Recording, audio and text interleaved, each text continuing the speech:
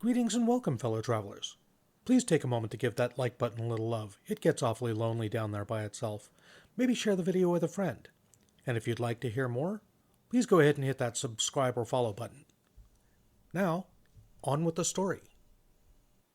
The Zhu Chang Saga by user Hume Reddit. Chapter 1. Monkeys Reaches Stars. Part 2.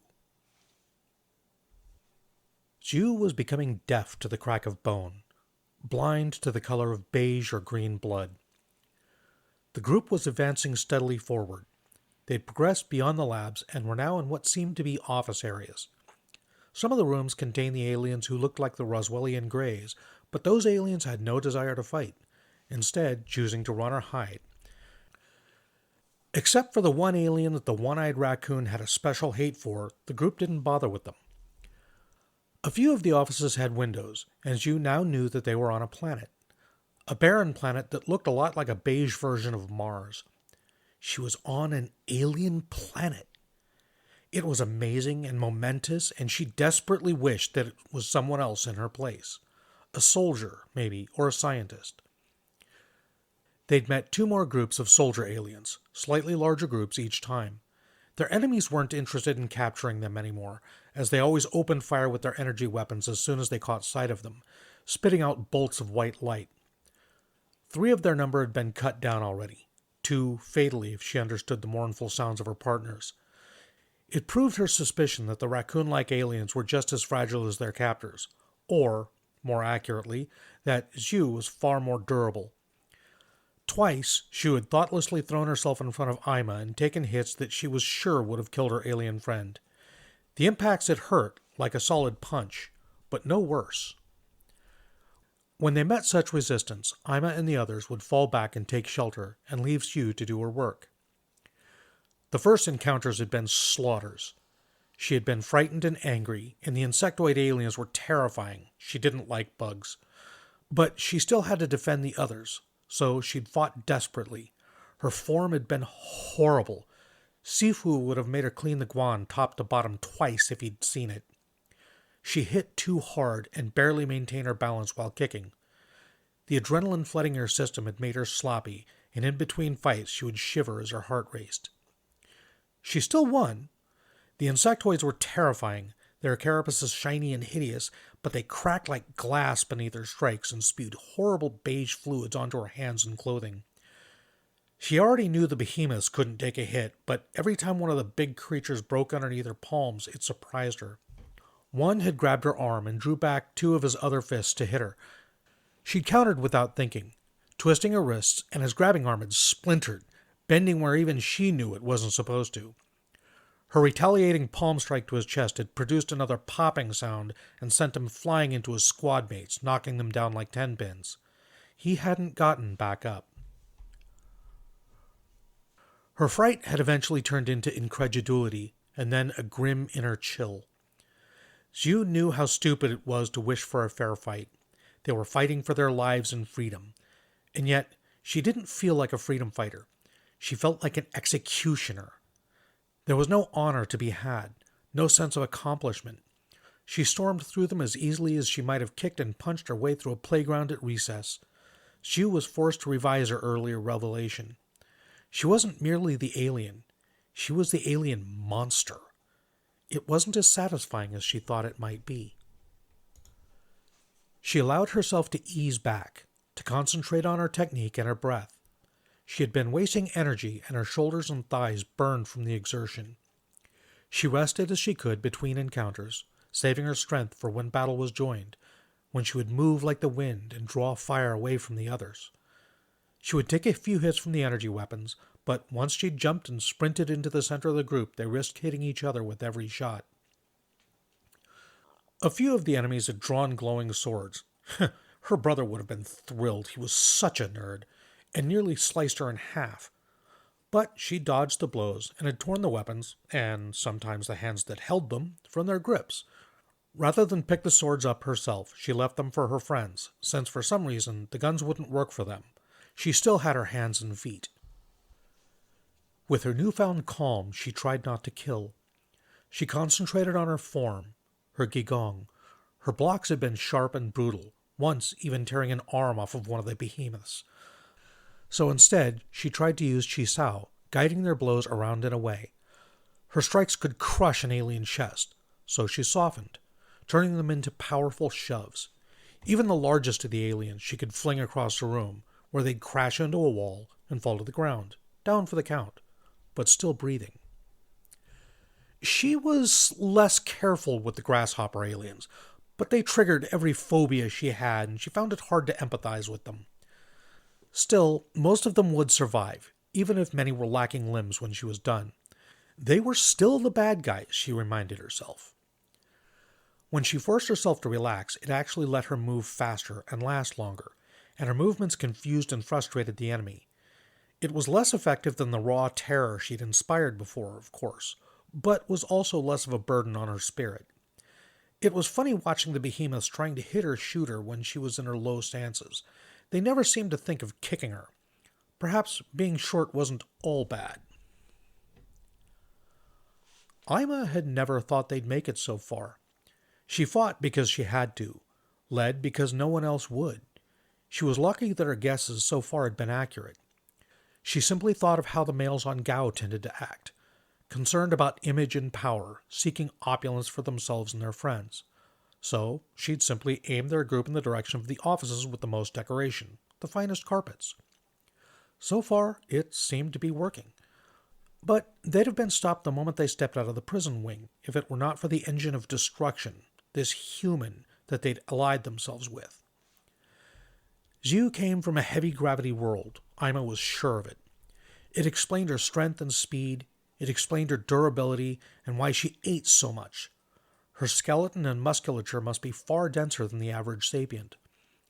It explained why the floor quivered when she ran, as those long legs hammered against the floor, vibrations that Ima hadn't noticed in their prison because she walked softly, unconsciously hiding her power.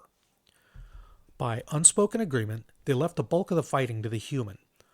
Ima had picked up one of the dropped fusion swords, and she and Hampha and Garun stood guard over the others and the cubs. Only once had they had to cut down on an attacking locale. The rest never made it past Shu, who could dash down a hallway and be within melee before they could react. Ima had heard of tornadoes, though no sensible sapient lived on a world that produced them, and Shu was a living version. It was all the more astonishing because Ima recognized the attacks the alien female used. Although disjointed and out of order, she was unquestionably using the same movements she demonstrated in her dancing, applied faster than the eye could follow and with all the strength her compact, powerful body could generate. It should have been comical to see a squad of mercenaries attacked by a little alien half their height and a tenth their bulk, but her hands shattered their limbs, knocking them to the floor. If she was particularly pressed, she would jump, lashing out with her feet in sweeping arcs that crushed skulls. As she watched, Ima could only think of the steady, elegant movements that she would practice alongside little Myun. She danced and her enemies died. What kind of creatures were these humans that they made combat, the distribution of injury and death, an elegant, perhaps even beautiful process? The first two squads that tried to stop them were wiped out to the last sapient, blood and gore coating the walls and Zhu's clothing. She was a nightmare, a creature from a holovid, and though Ima knew that they needed her, it was impossible to feel safe in the presence of something that killed so easily. After the second group, though, something changed in the way Zhu would fight. Instead of the sharp, deadly movements, the human began concentrating on defense. Once the pulse pistols were torn out of manipulators and tossed away or crushed underfoot, the alien female would slow her pace, going after limbs and legs. At first, Ima thought she was playing with her victims, but it was soon obvious that although she threw mercenaries into walls or each other with force that seemed impossible for such a small body, and the thugs rarely stood up again afterwards, they were still breathing. So the humans knew mercy as well. It made Ima feel much better. Gaoian females were expected to do whatever was necessary to protect their cubs and each other, and what was necessary could be grim indeed, but they never went that far unless they had to. Were Zhu's people the same? The group ended up in front of a pair of large double doors, carved with mechanical precision from the wood of a Cortian sweet tree, and varnished by nanobots with durable diamond coating. Ima knew from her limited readings of interstellar trade that such doors cost enough to supply a colony with a fusion power unit. Without a doubt, these were the doors to the administrator of the facility, which had trapped them. Her claws slid from their sheaths as her paw gripped her fusion sword tightly. Her clan and her cubs stood behind her, ready. She glanced over at Shu and saw the human watching her, ready to follow her lead. She actually wondered if Shu had the strength to kick in the door as she reached for the trigger pad. Corti, Gaoians, and the humans were all similar in height, so the pad was at a comfortable height. She was surprised when the door opened without complaint, and she stepped inside cautiously, her eyes and nose active. She knew someone was inside, but she was still taken by surprise as a six-fingered hand seized the back of her neck and pulled her to the side. The Corti had hidden beside the door used his other hand to press a pulse pistol to the side of her muzzle. Zhu made an angry noise, lurching forward, but before she could close the distance, another hand from the other side of the door grabbed her lower arm and wrenched her away, hurling her aside with a whine of servos. If Ima needed any confirmation of how heavy Shu was, she got it when the human crashed into a small table in a lounge area to the side of the large office, crushing it beneath her. From beside the door stomped a bulky humanoid figure. The newcomer was shaped like a Corti, but far bulkier and slightly taller. The creature's head was slender and whip-like, looking out of place as it stuck out from between the brawny shoulders. The head had a pair of bulbous eyes and a single horizontal line for a mouth, the corners of which were bent downward in displeasure. Alabenelin, Ima's memory supplied. A worm-like race famous for their prosthetics and avarice. The creature's entire body was synthetic mechanical, and it gave him the strength to challenge the human. Zhu staggered to her feet, breathing heavily, but hesitated as she saw the weapon held to Ima's head. At the door, the other Gaoian females did the same, growling and spitting in anger. "That will be quite enough of that kind of language, thank you," said the Corti, and Ima's eyes went wide as she realized he had a translator. "I'm quite impressed that you've made it so far, but your little escapade stops here, and if you don't wish to meet your end so much sooner, I'd advise you to put down your weapons and surrender." "You expect us to walk calmly back to our cage and await vivisection?" Ima snapped, but she let the fusion sword drop to the floor, unlit, as he ground the emitter of the pistol against her cheek warningly. "Don't be ridiculous. We don't plan to vivisect all of you. 5, maybe 6. After that, what more is there to learn? The rest of you will help with viral research, chemical agent testing, and cosmetics. Your contribution to science will be small, but important," the Corti explained calmly. "I'm afraid your friend here, however, won't be joining you. Captain Mij here is rather put out about her crippling his mercenary company. His contract didn't include risk provisions. He didn't think they were needed. You know how annelids are." "Trig," Mij growled warningly. "Why did you take her? Why did you take any of us?" Ima demanded. The Corti, Trig, sighed. "You want me to monologue, do you? Fine.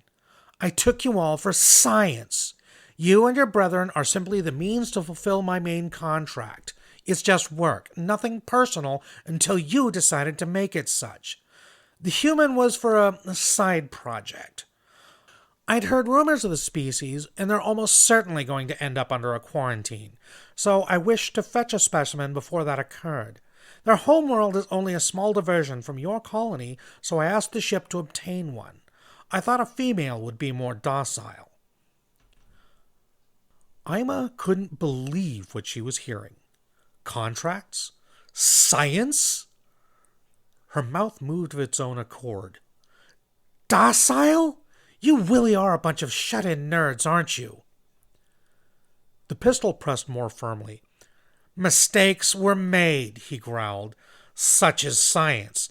Captain Mij, feel free to fix the mistake." "Right, boss," the Alabenelin said, stomping forward.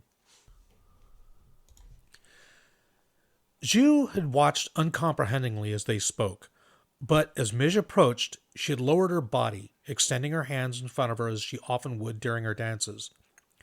Mij swung a cybernetic punch at her, but she pushed it aside, hopping back a step. She hooked one of the low-slung chairs at her foot and flung it at her opponent, who smashed it aside. Trig sighed again. "Preferably without completely destroying my office, Captain." Zhu tried not to surrender to panic as she and the weird worm alien traded hits. He was strong, perhaps as strong as she was, and when he managed to hit her, it was as hard as one of their guns. She was quicker and managed to parry most of his blows, guiding them aside and occasionally knocking him off balance. Some of his punches got through, though, however, and this alien was smart enough to kick when she ducked. She kicked back and hammered his limbs with strikes, but unlike with the other aliens, he did not break under the blows. In fact, he didn't even show any sign of pain. Was he a machine? A cyborg? A month ago, she would have called it science fiction, but she was currently fighting worm-headed alien creatures on behalf of sapient raccoons on another world, so standards had to be relaxed a bit. Her chi sao told her nothing. There was no tensing of muscles before a strike, no relaxation when he would advance or fall back. It was like she was fighting a training dummy, except this dummy hit back, and her bruises and aches were piling up. She gradually ramped up the strength of her blows against his limbs, and if she wasn't sure before, she was certain he was a machine now. Metal rang as she kicked his knees and rained elbow strikes on his forearms, blows that could and had dismembered opponents at the start of their sudden insurrection. She'd bitterly come to the conclusion that he was too strong to hold back, and she'd best be prepared to kill again, cursing in her own mind for jinxing herself by complaining about the weakness of her previous foes. But the only fleshy part of him was his worm-like head. Her stomach queased at the thought of even touching it. And despite how much faster she seemed to be compared to everyone else, he was still too quick in pulling his head in like a turtle whenever she managed to leap high enough to grab at it. Her tries were rewarded with punches to the gut or chest, and once he even succeeded in knocking her down.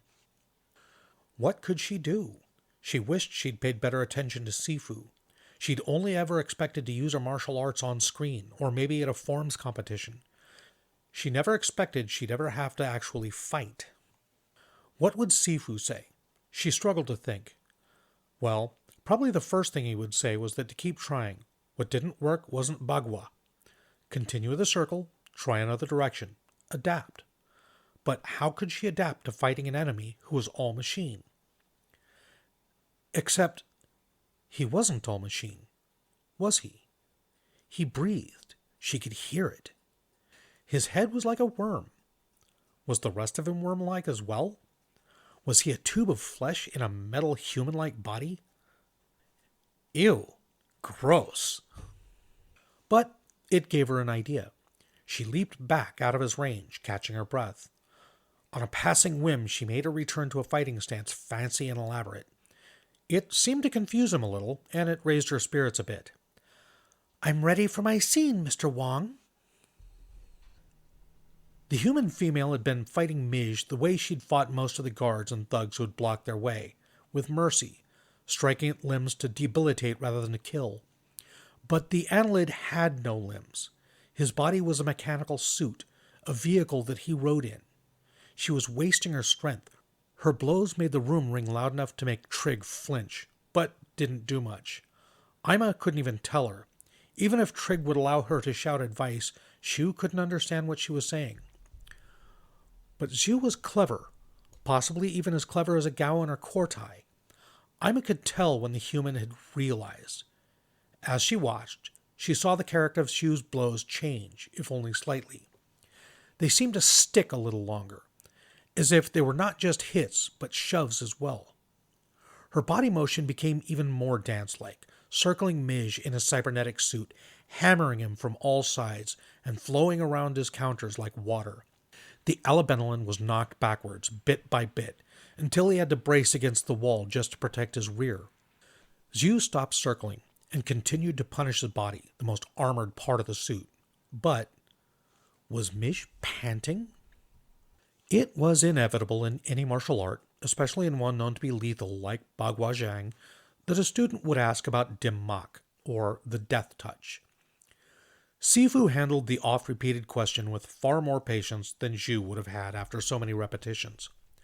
No, the death touch didn't exist, he said, except in fantasy and in pure raw luck and accident. But that didn't mean that the basic concept was useless. Attack the center line, he said. Send your force through the flesh and disrupt the chi inside. Zhu wasn't sure how seriously she'd taken that aspect of her training, but she applied it against Mij with desperation turned to determination. She stopped trying to damage his limbs and only worried about parrying his hits. When she struck back, it was against his center line. That was the one thing about all these aliens. They did a shoddy job of defending their bodies. He would try to hit her, and she'd guide the blow aside with Bie Shenzhang or some other rolling movement, trying to conserve her energy until she would lash back with either a palm or a fist, drilling into his center with all the power she could muster. Being so close, he naturally tried to kick her away, but whenever he tried, she would hook his foot with her own, stretching him out and knocking him off balance, until he gave up trying.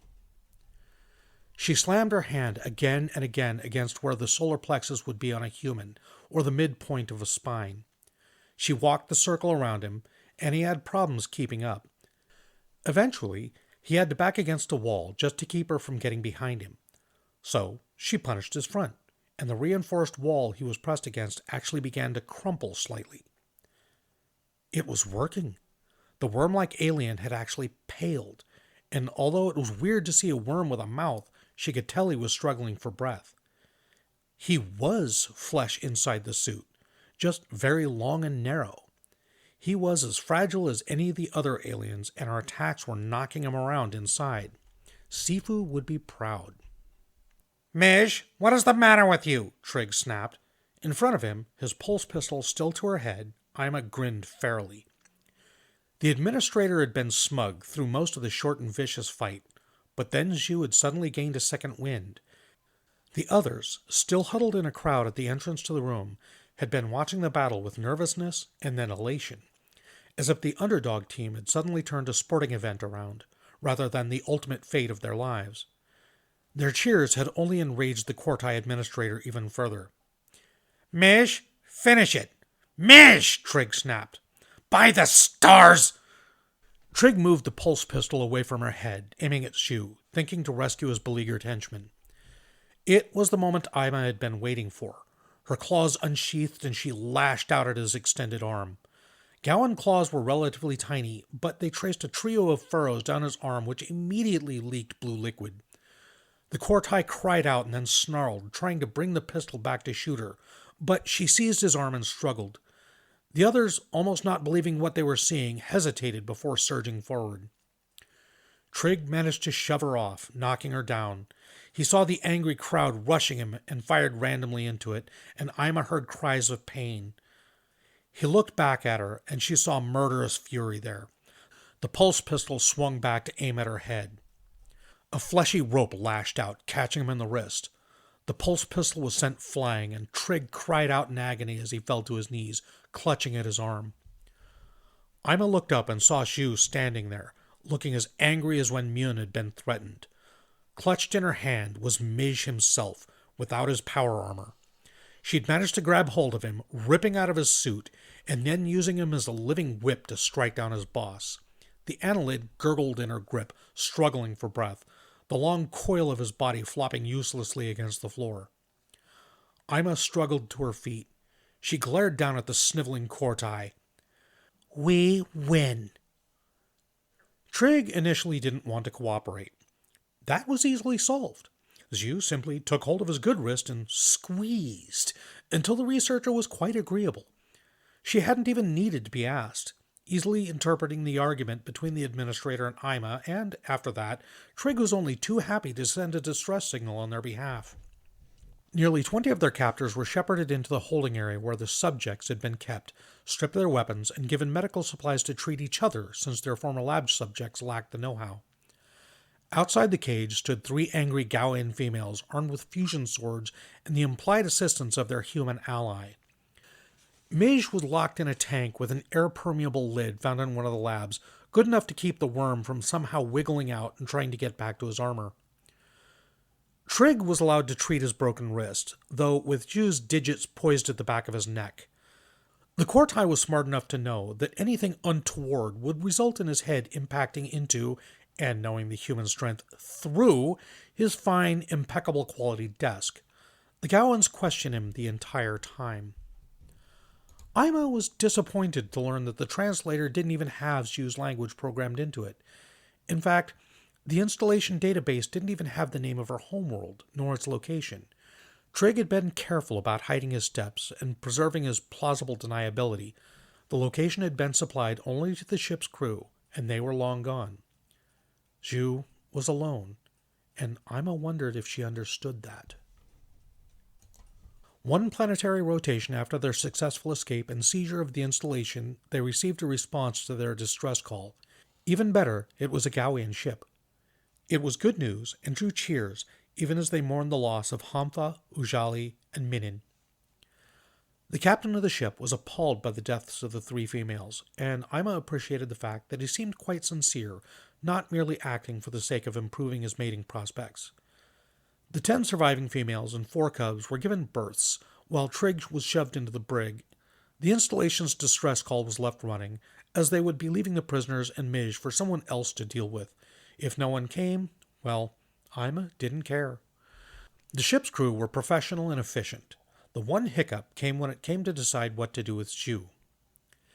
"She isn't Gaoian, mistress," the captain protested. "She's alien.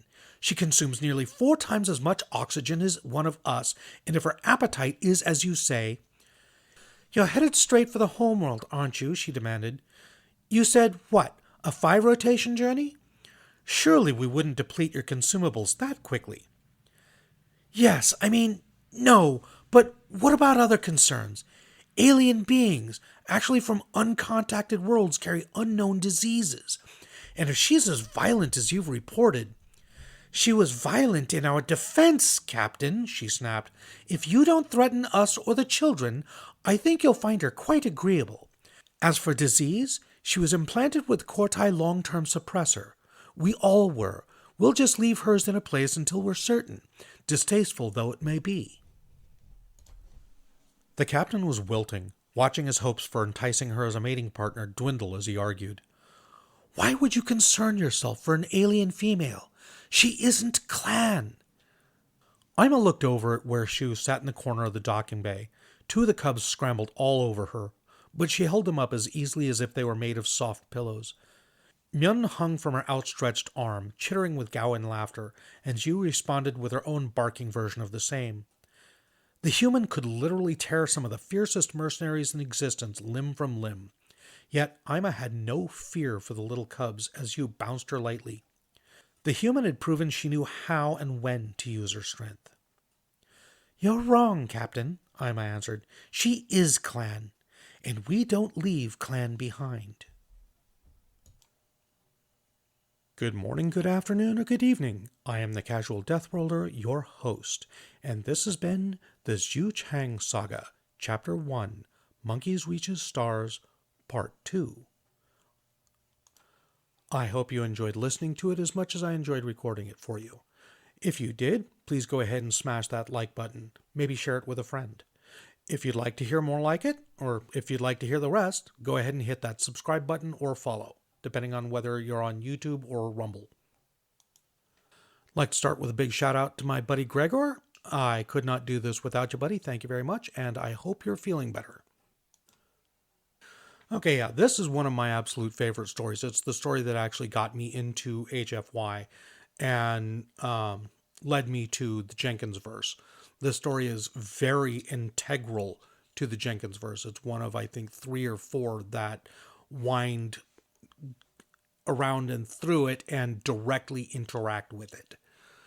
So, young Miss Zhu Chang has a bit of a destiny, you could say. Her saga will lead to mankind's first and greatest ally out in the greater galaxy. So I hope you stick along on the ride with me on this one. It should be interesting. So, I guess as long as we're on the subject of Kung Fu, who here has, or more correctly, who here enjoyed the reboot of The Karate Kid? I loved the original, personally. While I loved it, I felt that the remake actually had more meaning to it. It was a more emotional story. But that's just me. I know Jaden Smith is not exactly my favorite actor, but he actually did a relatively decent job in that movie. Probably about the only one he did, but of course it's really kind of hard to screw up with Jackie Chan. So leave your answers in the comments down below, and I will see you next time on Chapter 2, The Tiger's Cub. Bye-bye.